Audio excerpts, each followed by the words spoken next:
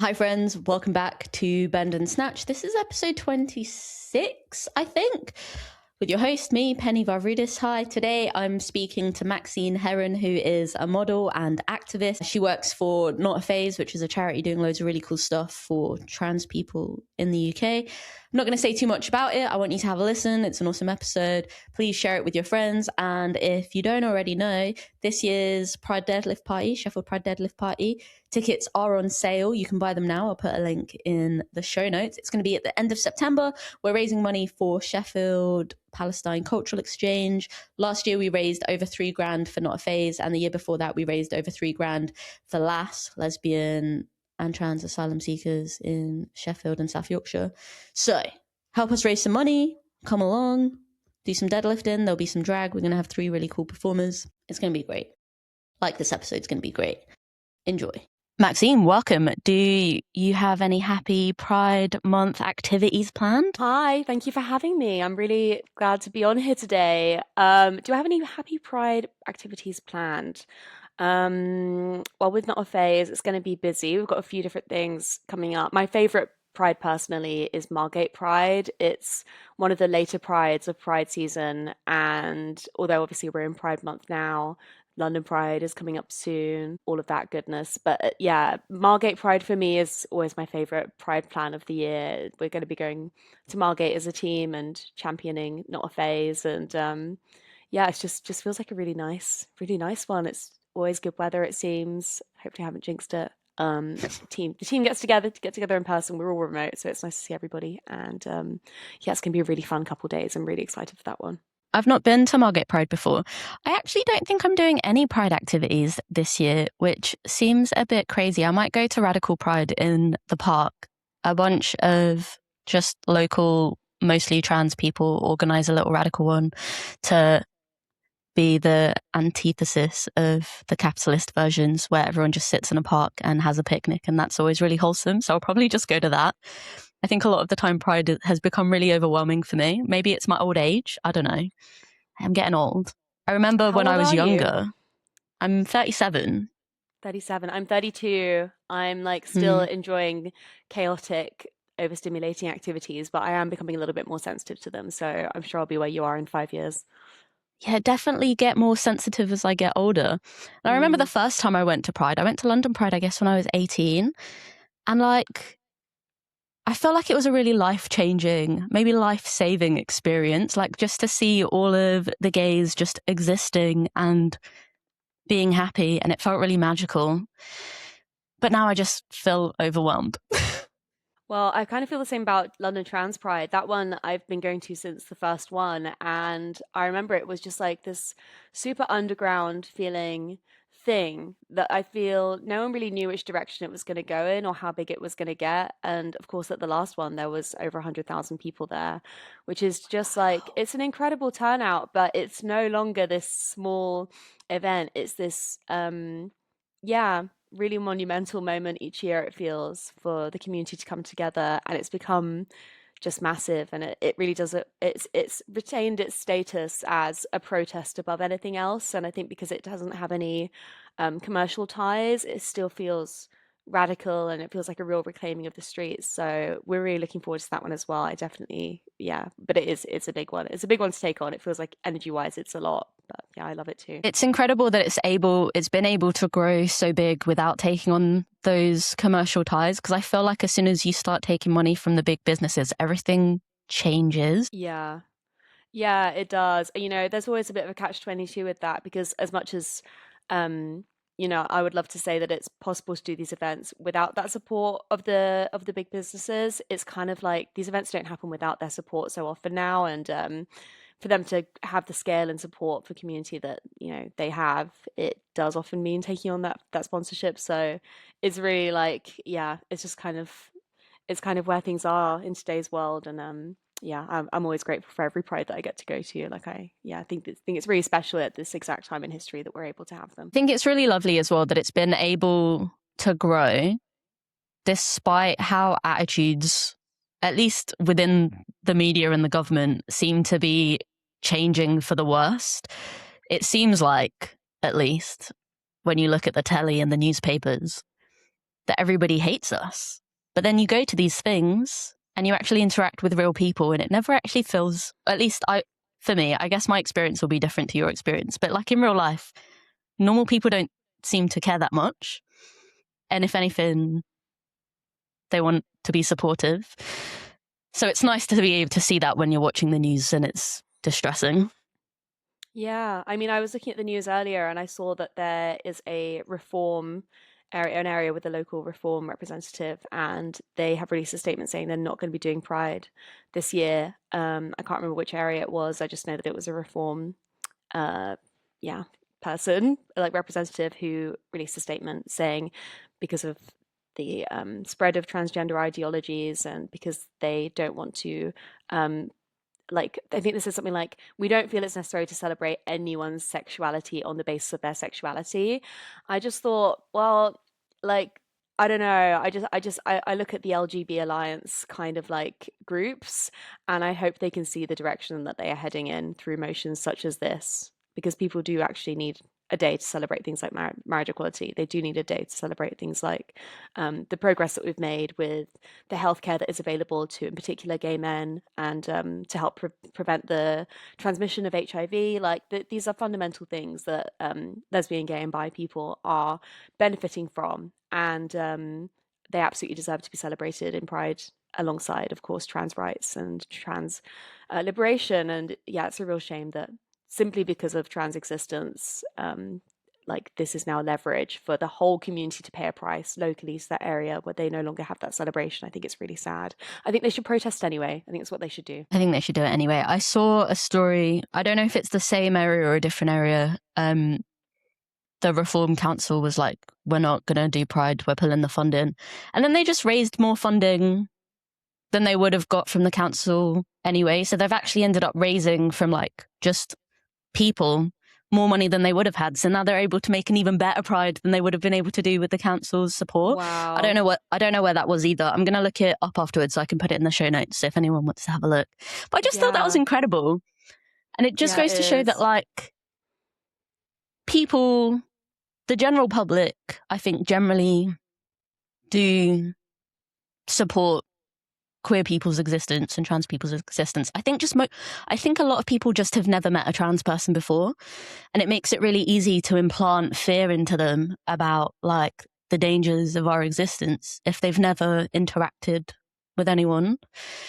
And that's sad. Yeah, definitely. Yeah, it is sad. I think only I saw a couple of reports. I gave a podcast interview last week because people are asking a lot of questions, obviously, with things like the HRC guidance, which I'm sure we'll get onto. But there are a couple of reports that I saw last week. One of them was about how only 2 in 5 Brits say that they know a trans person in real life, and just like us, say that they have found that if you know a trans person in real life, you're twice as likely to be an ally.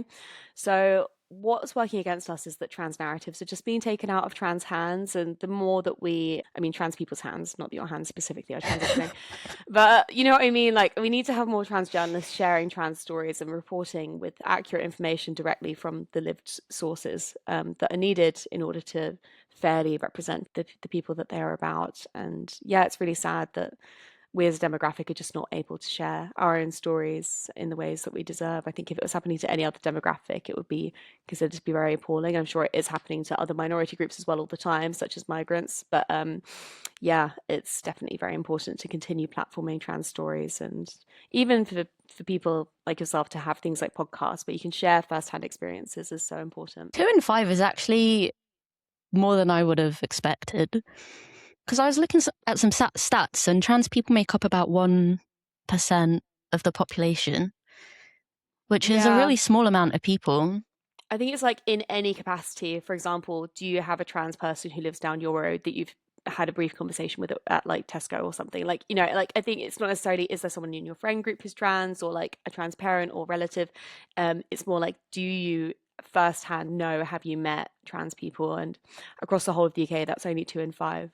But yeah, trans people, according to the last census report, make about 0.5% of the population. And it's like 1 in 200 people. That's like, it's literally just such a disproportionately discussed issue when there are so many issues that other people and, you know, women and the world needs to be concerning themselves with instead, like climate change and domestic violence and all these other things that I feel could be tackled much more effectively instead if they were spoken about as much as people speak about trans people. The disproportionateness of the whole thing really blows my mind, and I can see why it's happening, because it's a really easy way to strip more people of their rights. So it starts with trans people and being like, oh well, we can't let trans people participate in society, and then before you know it, it's women in general losing rights for things. We've already seen it happening with like abortion laws being overturned, and cis women not being allowed to compete in sports because they look too manly. And then from there, it's just going to be worse. It's just going to continue on this path for as long as it does, until everyone's like, we should probably stop this.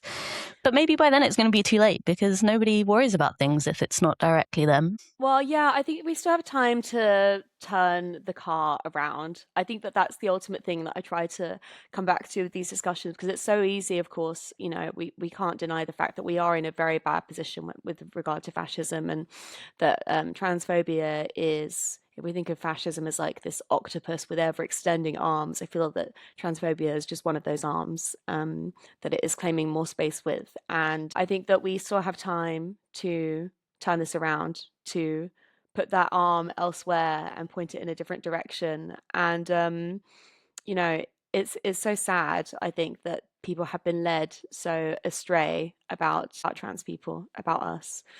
But I think that there's still time. We still have enough time before the next general election to bring it back to the facts and to hopefully spread accurate information about the multitude of ways that fascism is not going to serve anyone besides the super rich. One of the things that fascism relies on is the idea that there is a right and wrong way to live, and that you can only live in a way that is serving society and serving yourself if you are in a like opposite sex, monogamous, heteronormative family, procreating and bringing new people into the world who then can support the system of capitalism. Like that, ultimately, that's a big thing. That's a big thing that is kind of at play here, that capitalism is served by hate and by cultivating hate online. And yeah, there's a lot in it for the companies and the politicians who are whipping up this hate against minority groups in the UK, including trans people. It's interesting. You can look at the sources of where these investments are coming in for fascist groups and political movements, and you can just see the ties so clearly that there are people's pockets who are becoming ever fuller because of this. And I think that we can just combat it by returning to the facts and trying to lead with as much compassion for each other as possible. Can we talk a little bit about the EHRC Commission and what they've said about gendered spaces, and also who's been funding the lobbying of these decisions to be happening? So what's happened over the past year and couple months, because it has been confusing and there's been a lot of conflicting information at different stages, which is understandable, because actually for me as a trans woman, like going from not having any knowledge about this to having to have an understanding has been quite challenging, really quite challenging. But yeah, basically what happened was last year, actually I think it was 2 years ago, for Women Scotland, who are as they refer to themselves, gender critical group, lobbying for, as they refer to it, women's rights. They raised money so that they could take the Supreme Court on and challenge the definitions of man, woman, and sex for the purposes of the Equality Act. And the Equality Act basically serves as this law that outlines how people can and can't be discriminated against, as well as like it gives a basis of human rights in the UK. So in challenging the terms woman, man, and sex, so that they no longer included trans people in these terms, or like they returned the meaning of what a trans person is to their biological sex as noted at birth. You really invalidate lived trans experiences, and there was not one trans experience that was factored in when this decision was made by the Supreme Court. There were no intersex experiences that were considered, like to my knowledge, either. So this was funded in part by J.K. Rowling. She donated £70,000 to this outcome for Women in Scotland so that they could take on the Supreme Court, as it is an expensive legal undertaking to go ahead with. But yeah, she was supportive financially and in every sense of this outcome, and that is why if you are purchasing Harry Potter products, you are directly funding transphobia. You're directly funding a regression on trans rights. So yeah, following Supreme Court making that decision last year, it was then up to the Equality and Human Rights Commission, as referred to in the EHRC, to explain how these new definitions would be implemented for the purposes of the Equality Act. And it's taken a lot of time. It took like a year, and there were 2 rounds of guidance which were put forward last year, and they were rejected each time. There were at least 2 that we know about. The general consensus from hundreds of firms across the UK was that implementing the guidance that was proposed last year would result in significant economic harm. And the general response as well was that it was not going to be it's not going to be regulatable. Like, you can't, not regulatable as well. You can't regulate it. Like, it's not really going to be possible to regulate, and that it will be harmful in particular for small businesses. The British Medical Association as well, 50,000 people of the BMA, 50,000 medics of the BMA responded to the initial decision by the Supreme Court, saying that it was biologically illiterate and I think it was biologically illiterate and scientifically nonsensical to exclude all trans and intersex people from these definitions and to not consider them in this outcome. So they condemned the outcome as well by the Supreme Court. So where that brings us up to today is that we are currently, as we are recording this on the 11th of June, we're in a 40-day window during which, I think it was on the 21st of May, the new finalised guidance was laid before Parliament, and it's now in a 40-day window during which the MPs can disrupt the outcome and complain about the EHRC guidance, saying that it's not going to be workable within the Equality Act. We have a template at our website on NotAPhase.org. You can just tap the menu tab on the right and see Email My MP, and we have a pre-drafted letter you can generate. You don't need to do any copy and pasting. You literally just go over to Email My MP. You enter your postcode, and then you click send or find my MP, and then you click send, and then your MP's email address and like the fully pre-drafted letter pops up in a separate window, and then you click send and you emailed your MP. We don't retain any data from sending these emails, and at this stage, I personally am managing my expectations with if we can influence the outcome that's ahead of us, by emailing the MPs. I think there have been so many different opportunities to disrupt this happening, and this is where we are now. It's the final stage. But, I don't ever consider anything to be a lost cause. I think it's important still to say that you care about this topic if you do. And it's your MP's job to represent the views of their local community. So for the sake of other trans rights as well, I think it's worth sending the email. So yeah, just wanted to plug that feature for a moment because it is super helpful, I think, for simplifying the process of contacting your MP. If you don't know what to say, we've literally pre-drafted a very comprehensive letter that says what our demands are, and would love if everyone could take a moment to do that. We have until the end of June. So if you're listening to this before the end of June, please do take a second to do this. It's very important. It's super useful that you've got that pre-draft letter. I think it makes it a lot easier if people can just click and not have to come up with words for these things themselves. I'll put a link to that in the show notes, so it's super easy. You don't even have to go look for it. Just scroll down from wherever you're watching or listening to this and you can click from there. So then hopefully maybe our MPs will listen. How has all of this like gendered spacing, definitions of man, woman, sex, how has this affected you personally, and then also trans people more generally? Well, for me personally, I found it very challenging because I think a lot of trans people just wanted to turn their phones off when they saw the news. And I wasn't really able to do that. It's a big part of my role to be engaged with the comms at NotAPhase and to help us put out things that are comprehensive and reliable and helpful for people to come back to. It's been very hard emotionally where, I think I've just seen so many inflammatory and hateful things online, and I've kind of got to just face those head on. I've been, trying to make the most of these opportunities for the charity to just lean into the responsibility that we have to be as vocal as possible and to be as reasonable and fair as possible for the sake of putting out the best comms that we can and trying to crack on and do the job that I'm meant to do. But yeah, personally, it's been very challenging, looking at the future of not just my rights, but the rights of trans people across the UK. I'm not suggesting by any means that I'm a famous person, but as I sometimes like get recognized from videos that I've shared online and things like that, I am aware that I'm increasingly kind of becoming more targeted online by right-wing ideologies and very hateful and regressive people who will target me simply for saying things like use critical thinking, these are the facts, these are where women are still unsafe, this is where women are in fact statistically very safe in gendered spaces. People just don't want to hear it. They don't want to hear that there's something out there that could threaten the ideas that they have and ultimately the fascism that they want to spread. So yeah, it's been challenging in a number of ways, but pushing on through and just doing my best, really. It it must be really hard, I think, being, I guess, almost a public face of transness online.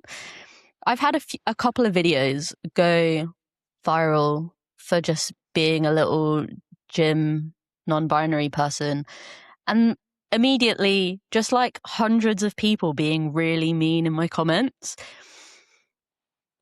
And I feel like I'm mostly just talking about the gym. If I was just talking about being trans all the time, I can't imagine how much worse that must be. It must be so exhausting. How do you cope without it like fucking with your brain? Sometimes I don't cope very well with it at all, to be honest. Like, I don't really have any blueprint to bulletproofing my own mental health around these things. I try and take a bit of space from it when I can. I haven't posted much on my TikTok lately, partly because I've been quite disheartened and, sad about the state of things. And I've received comments online that I just, I literally find them quite traumatizing to read and then just report to the app and then nothing really happens. Then I just block the person and move on. Like it's really sad how there is such violence that people turn to in response to these things.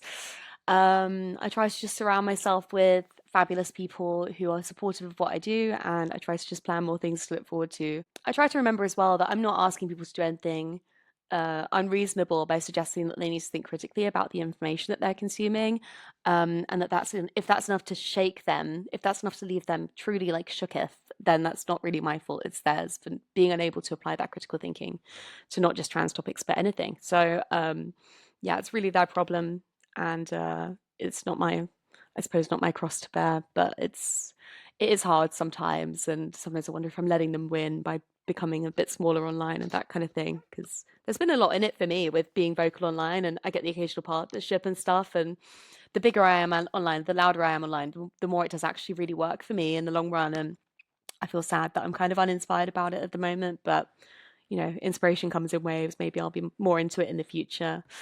But yeah, it's hard. It's very hard sometimes. Yeah, I just got to keep on with my good friends and checking in with myself and being honest as well with the people around me when I need emotional support. It's very important. Finding those places of like peace and support is really important, especially if you know that you have to go back out and do it again tomorrow, because it's a lot. And the way social media works, the more people are commenting, the better videos do, so then the more publicity the ideas get, which is good. And that's why so many people troll in their videos on purpose, to make people angry, to make them comment, and that's good.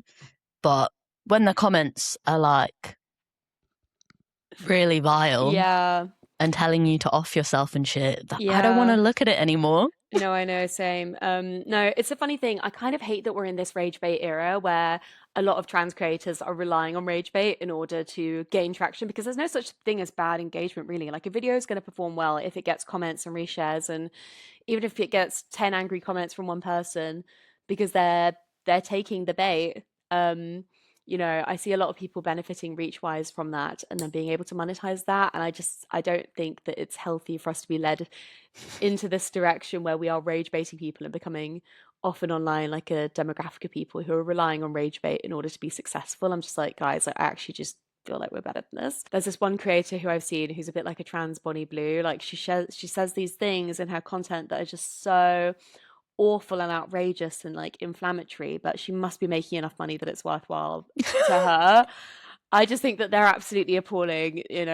Personally, I've seen these comments and the content. I'm like, girl, this is so regressive. Please, just someone needs to take your phone away. I never want to deplatform a doll, but girl, please, like I'm begging you, stop. It's hard sometimes. Let's talk about the Olympics. So earlier this year, the Olympics decided.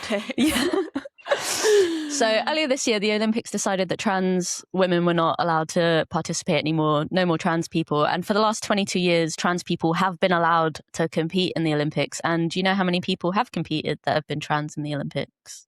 So yes, I do. I believe there's been one trans, well, maybe it's one or two. I think it's one trans woman in the Olympics, one trans woman in the Paralympics. Oh, I don't have a Paralympics score, so I'll trust you on that. Yeah, there was one trans woman in the Olympics, Laura Hubbard. That was in 2020 at the Tokyo Games. And everyone was like, oh no, she's gonna absolutely thrash everyone. This is terrible. And she came like last, I think. She didn't complete her lift. Yeah. And then there's also a non-binary football player from Canada who plays for the women's team, which I don't think they're mad at them.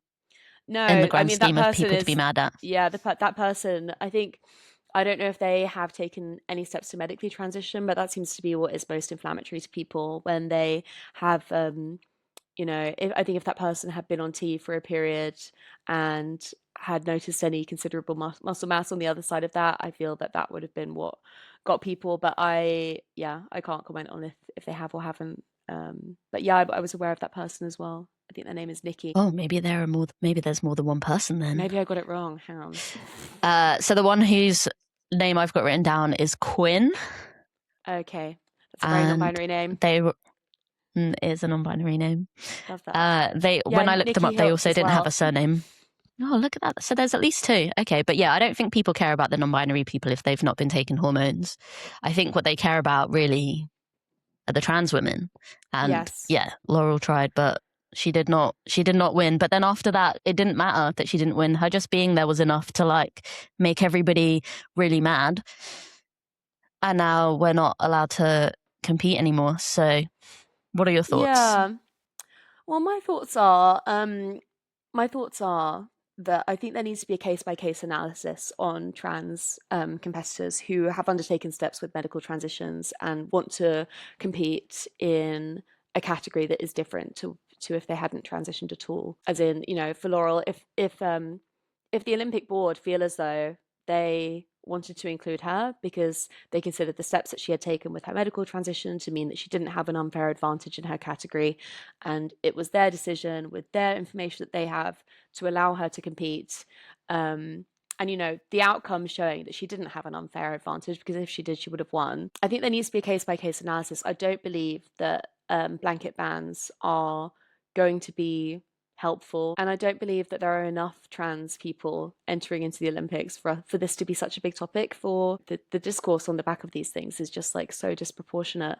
I think like there was a statistic about an American school of athletes and the number of trans people. I think it was less than 10 out of like thousands and thousands of athletes. So it's sad for the trans people who want to compete professionally in a sport that they love and care about and could excel in. I think it's a big shame. I think that trans people are such a part of, today's biodiversity is just so interesting that we can include trans athletes. And I just think that a case-by-case analysis would be much more reasonable, because there was a time when trans people were allowed if specific steps were taken to ensure that an unfair advantage was not present when they were competing. But yeah, it's kind of unsurprising that we're here, and just felt like another part of the discourse that we have been subject to. So it's a big shame for the broader community, and of course for the individuals that this affects most, which is trans athletes. Also, intersex athletes. A lot of cis women have been banned from competing in sports over the last few years, and all of them who've been banned or abused for being too masculine or having too much testosterone or just looking like maybe they might, they've all been Black and brown women. And it feels like the transphobia is the way into just getting away with racism more openly again. I find it really frustrating that people are doing these things, being like, we have to protect the women, when for the most part, it's cis women who are still the ones that are suffering, because the trans women aren't even participating that much in sport in the first place. There's been one woman at the Olympics. Mm. And maybe one day, if trans people are allowed to transition younger, and then they're going through puberty only once instead of twice, maybe there will end up being more people doing sports because they wouldn't have been bullied out of sport as teenagers already, or bullied out of sport younger. That feels like a thing that's so far away. Yeah, I think we need to wait for like woke 2.0 to come into play. You know, there was such an era when I feel there was you know, the turning point of transness. I think it was literally referred to as the trans tipping point, maybe. I think it was when Laverne Cox was on the cover of, was it Time magazine? I can't remember. There were a few cultural moments that I feel were really instrumental in showing how far trans visibility was coming. And I think that around that time, you know, people were putting pronouns in their bio and things like that. And I feel that there was a cultural responsibility to at least show, even if some of these things were a bit virtue signally, to at least show that like an acknowledgement of these issues, and to show that pride is important, and to celebrate the existence of minority groups within the queer community. Um, but yeah, I feel we're entering into the pendulum swinging in a way that is regressive for us. It will continue to swing, though. I feel culture is constantly changing. And I think if we can weather this period that we're in now, we can actually just withstand anything. And, you know, as hard as these things are, and I know for you in particular, as a trans athlete, like as a trans person who's like in the fitness world, I can't, you know, I can't imagine how preoccupying some of these things are. Of course, there's such an intersection of your interests specifically, and I really sympathize.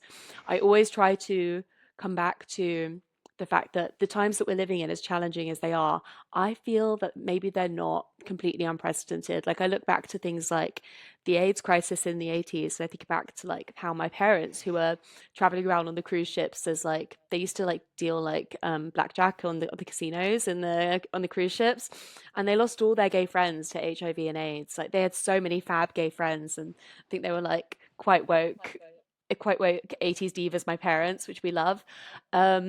But you know, I think of a time where the queer communities were just so quickly diminished through sickness, and we collectively have each other. There is a collective understanding of our existence, and even if at times it is weaponized and used against us and taken out of our hands, I feel that narratives can continue to change. And if we are only supportive of media which is on our side, and if we continue to platform each other, I do feel that we can get through this and that there are brighter times ahead. And the one thing we have that those past communities did not is better practices of healthcare in place right now to ensure more of us are safe and healthy. You know, long live the NHS, we need it.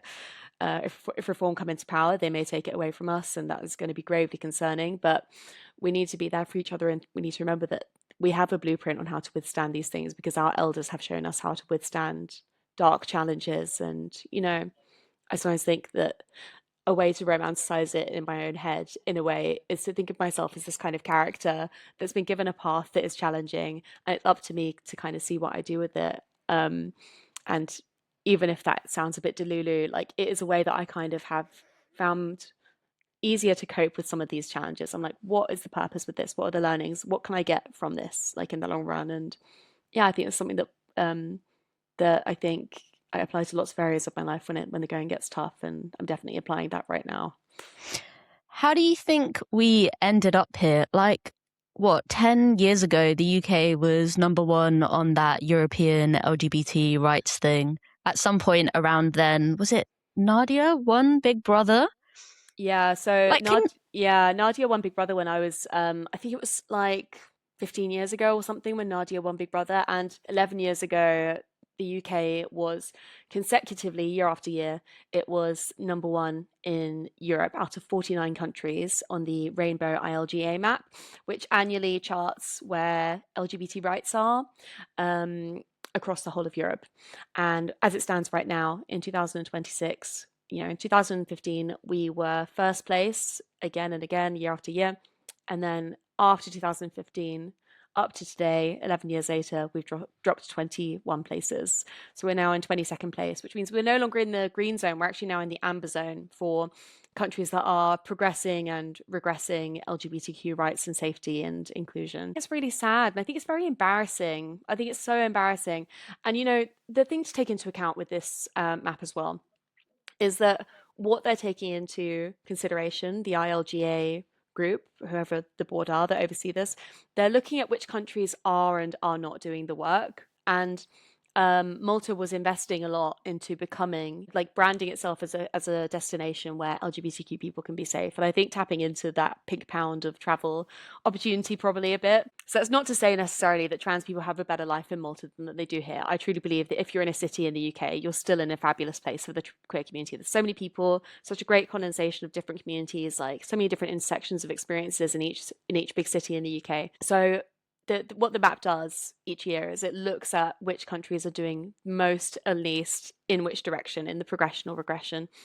And yeah, I think because of the UK's active regression on things like healthcare and on things like, the discourse about the Supreme Court over the last year, it's like it was only going to happen that we were going to drop further and further down the list.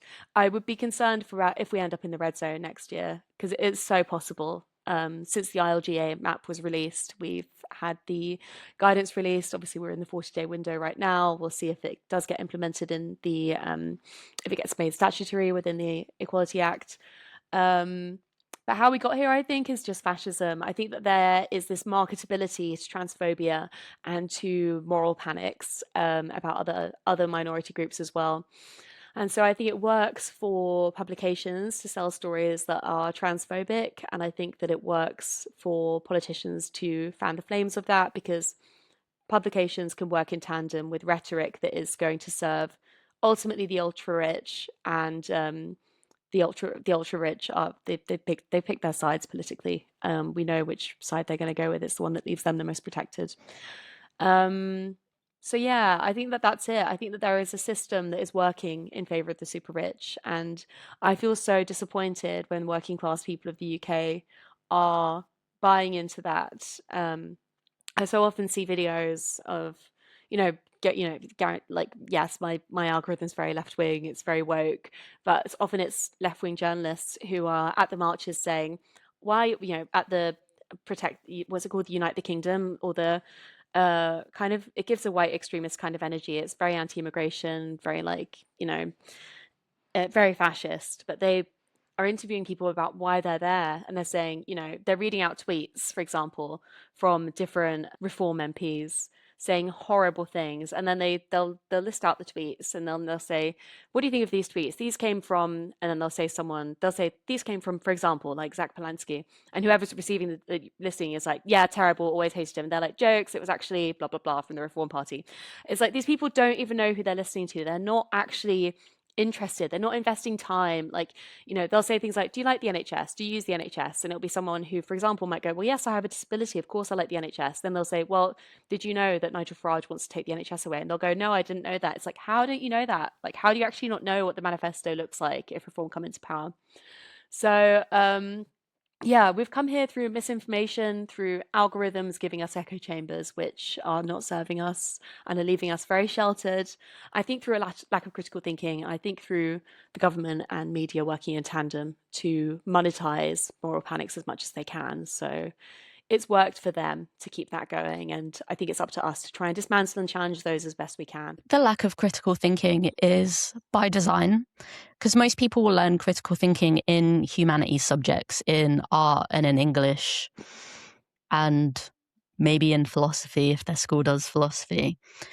But those subjects are often, and maybe in science, I guess, sure. But those humanities subjects are often like considered lesser, and those will be the things that get cut. So like people will be doing less art, doing less drama. Maybe if they're doing English literature, they only have to do it up to a certain point and then they don't have to do it anymore. A lot of people will treat those subjects like they don't really matter. But they're the subjects where you learn, okay, I'm watching this news article, this person's saying one thing. What is it that they mean? What do they get out of saying this way? What's the context of this situation? And if, as a society, we regarded art better I think everyone would be able to think about things wider and be able to understand what's going on around them better. And that feels like a really easy thing to fix, but I don't think it's a thing anyone wants to fix because they want us to be stupid because then they can make us do whatever they want. Yeah, they want us to not challenge these things because it works for them if we don't. So I think it's only important for us that we continue to challenge them. And yeah, I think that critical thinking is essential in doing that. It's a skill that you can apply to so many different areas of your life. And, um, you know, like um, yeah, I often, so this is so toxic of me to admit. Sometimes I listen to turf podcasts and I listen to them because I need to know what they're saying. Like I actually need to know. I'm like, why is my mental health so bad after spending time on the internet? I'm literally listening to turf podcasts. And I'm not listening thinking that they have points, but I'm listening thinking I need to know what they're saying.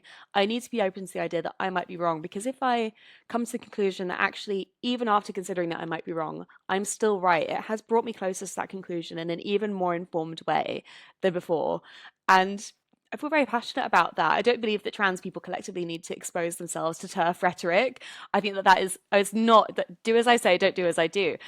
But but I have found it to be very enlightening, not because of what they're saying, but because as a practice, it has really deepened my critical thinking. And I feel even more sure than ever that actually I believe very much in trans liberation. I believe very much in trans bodies. I believe in trans rights. I believe that trans rights don't pose a threat to women. And I can say that having listened to so many TERF podcasts and gone, I feel like there's actually just a clash here where we're not actually empathizing enough with each other about the positions that we're in and how we got here. I think that's very sad. It is sad. I feel like your poor brain must be listening to so many terrible things on such a regular basis. The one that actually, like the one that I found, it was a few years ago. Obviously, she wasn't as extreme as she is now, but J.K. Rowling did one called "The Witch Trials of J.K. Rowling," and I listened to it thinking, "Go on, let's hear about these witch trials." And all I concluded with after listening to these, I think it was 8 episodes, which actually do talk about critical thinking a lot. Like there were a few points about critical thinking that I thought, okay, I'm so interested in learning about this. And there were tools and there were stages of critical thinking that they said that she had gone through to get to where she is. I applied those when listening to the podcast, and I still came back to the same conclusion that my feelings are unchanged. What she wants is to restrict access to healthcare for trans people, but she also wants for trans people to have undergone a certain amount of healthcare in order to have access to female spaces and things like that. You can't have one without the other. You actually need to make trans healthcare very accessible if you want for trans women to transition before going into women's spaces or whatever. I just feel like there were so many contradictions within what she said, and it was just so interesting exposing myself to that. And after that, I just thought, give me some more of these type podcasts. And I just kept on listening. I don't listen to them very much. It's been a while now, but whenever there is someone really prolific in whipping up the gender critical, as they refer to it, kind of discourse, I always am so intrigued to see what they have to say in a space where there are no trans people present and they are speaking specifically to their audience. I just find it so interesting. It also has helped me humanize these people and actually dismantle some of the hate, because I feel that what we're doing right now is building more and more hate and more of a divide between these views based on this one thing that we can't agree on. And we're all just people riding the same trains at the end of the day. We're all just trying to get from A to B. Many of us are literally just doing the best that we can. And I feel it was easier for me to listen to those podcasts and start to humanize these women than it was to consider them to be these like villains of the internet who are one dimensional, when actually we're all very multifaceted. I don't agree with them on this topic. I believe that their views are very harmful to women because I don't see how trans people are behind the issues that women are facing. I believe that they're feeding into fascism and that will cost women in their lives in the long run when it comes to things like restricting access to abortion. I believe very passionately that they're on the wrong side of history, but I can say that having listened to so many of them speak and speak directly to each other, it's only deepened my understanding and my belief system around that. I feel like you're very tough.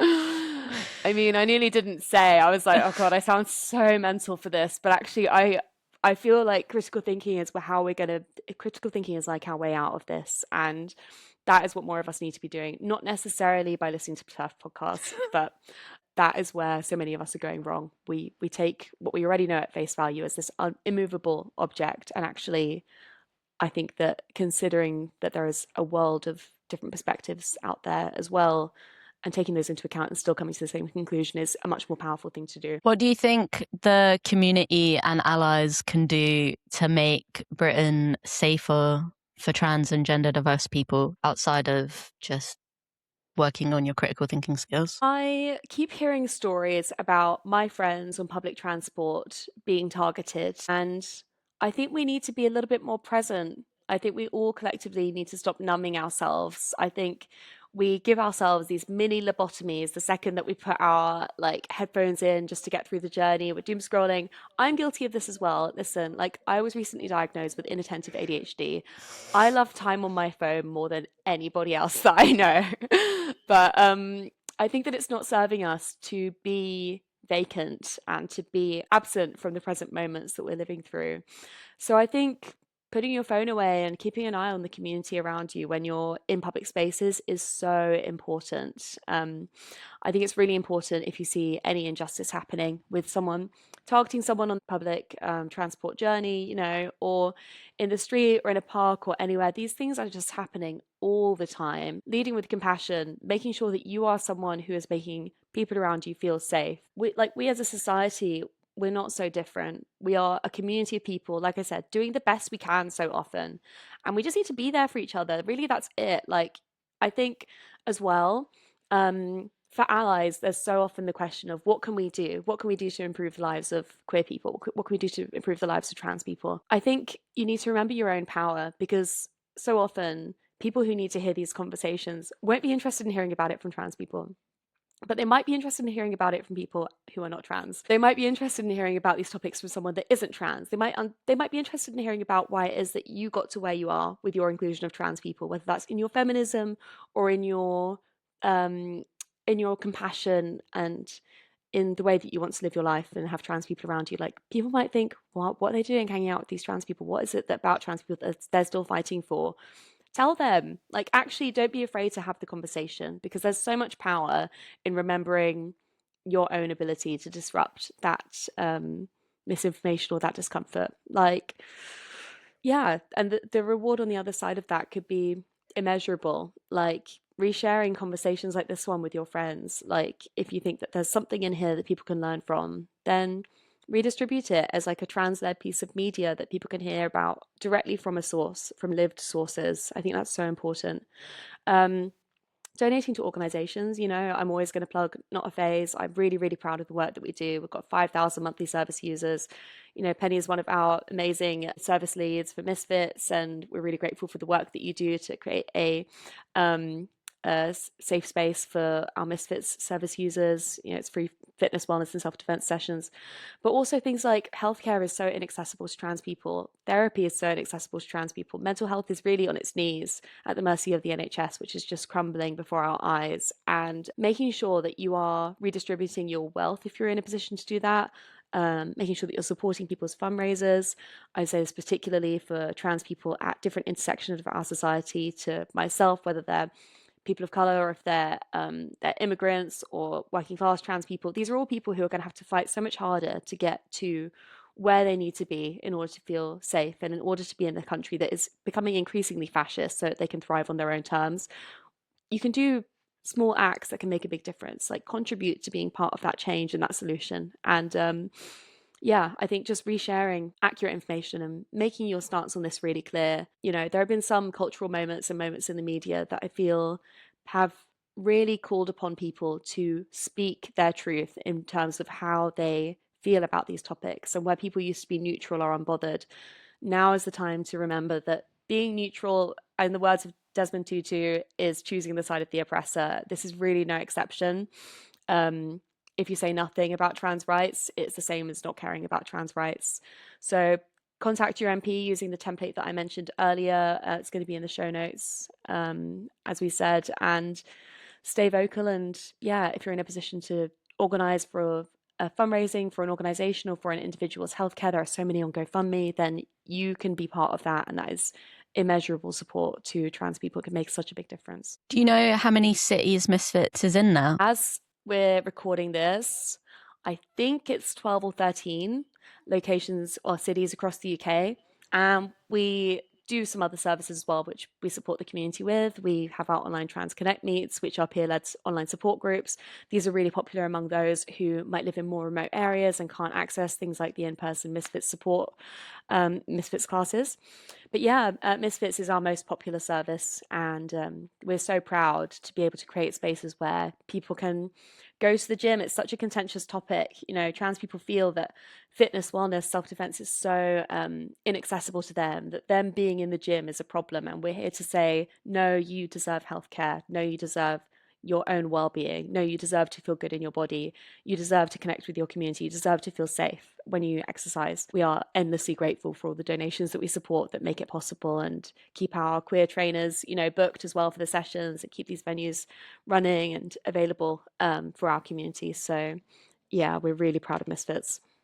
We moved gym for my class last week and I did a video, and the video got like 11,000 views or something crazy.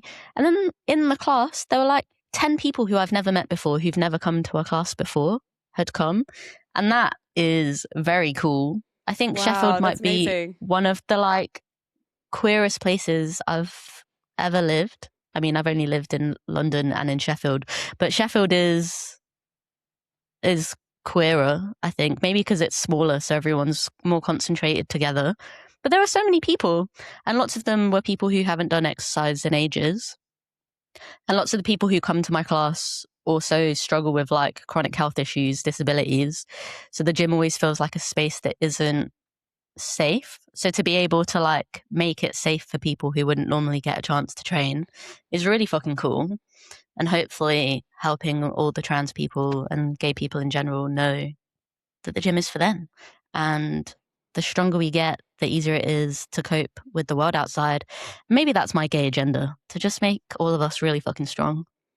Yes, absolutely. I think strength is something that the community and in particular trans women, I feel, shy away from. And now is not the time to be weak dolls. We need to lock in. We need to make sure that we are focusing on improving our mental and physical health, you know, wellness as best we can. Of course, that is extended to trans masculine and trans men experiences and non-binary experiences. But I know so many trans women who are constantly striving to just shrink themselves and shrink themselves. And, you know, trans bodies are so deserving of a space on this planet, and we don't need to take up less space in order to be valid in this society. So yeah, I think that Misfits being there, encouraging strength within the community is so important. It's excellent. For closing thoughts, or maybe not thoughts, are you currently watching any good TV shows? Bonus points if they're gay. I oh my God. So okay, for context, came back from a trip to Barcelona. I went to Primavera Festival, and this is so ADHD boots of me. I've never done this in my life, but I lost my luggage. And I was at Barcelona airport and I missed my flight home, and I honestly it was so terrible. Like I wasn't even hungover. Like the festival had ended on like Saturday night. I'd been rested, spending time with my friends. I used to live in Barcelona. I still spend a lot of time in Barcelona. Like it's a very special place to me. I've got so many of my favorite people there. So I felt fabulous. I had loads of time. My journey was going so well. Got through security, went down, got like a coffee, and then filled up my water bottle, sat down in this one spot, and I thought, where have I left my bag? And I just realized that I didn't have it. And I literally spent the next like 3 hours running around crying to different people, missed my flight because I was looking for my bag. It had an air tag on it. So I was like following the air tag, thinking, like, where is this bag? This is, as I say, it's never happened to me. I'm 32. It's never happened to me in my life. I'm always a very good traveler. This is not something that will ever happen to me again. I pray to God. Um, anyway, I ended up getting another flight a couple of hours later, and I was just crying the whole way. It was awful. I came back and I thought, I just need to numb my brain. So I started The Only Way is Essex from season one, and I'm so enjoying it. I'm a bit of a sucker for reality TV. I'm very excited about the fact that I Kissed a Girl is coming back. I learned so much about queer love and about the sapphics, and I've so many of my good friends are lesbian, or they're women who date women, or femmes who date femmes. And yeah, like or femmes who date women, it's just like I learned so much about their lives and their dating lives from watching I Kissed a Girl.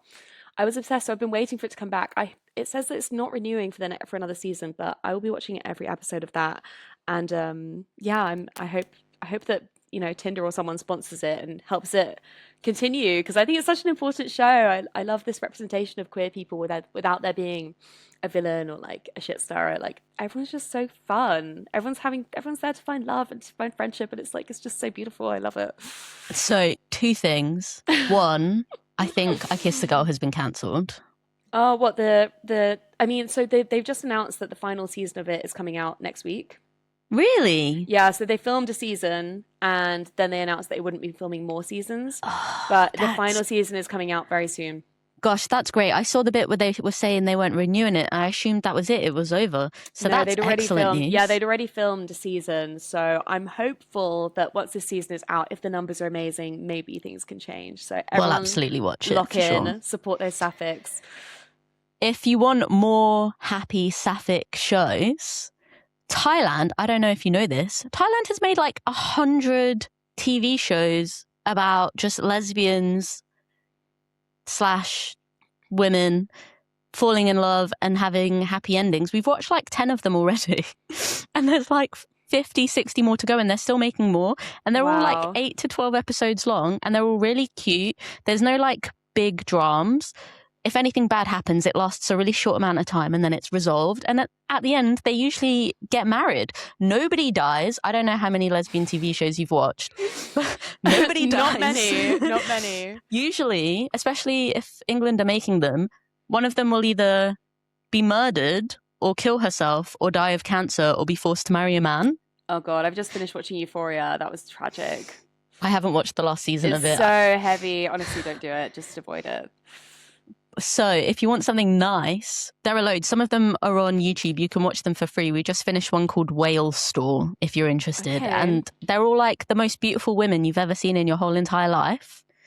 And they get happy endings. And it's really cute. It's very silly. So I would recommend. Perfect. Yeah, I mean, for me, like personally, I've only ever dated men. I'm very like heteronormative boots with the way that I've dated. I've only ever really been attracted to men. It's a shame, That souls. attraction, literally, it's so awful. That attraction is clinging on by a thread at this point. I am so done. Like, I haven't dated anyone in like a year, and I'm just so happy for it. So I think just watching these lesbians live just such a happy lesbian life, I'm just like, that looks so beautiful. I'm so happy for you. I don't think it's my path, but I'm so happy to just see these women make each other so happy. That brings me such joy. It's really lovely. There's also like a gay boy version. I've not watched any of those, but it's basically the same thing where it's just boys falling in love, and then I'm assuming they also get happy endings. I'm assuming it's the same formula of like the most beautiful men you've ever seen in your life, and then little hijinks, and then love and marriage.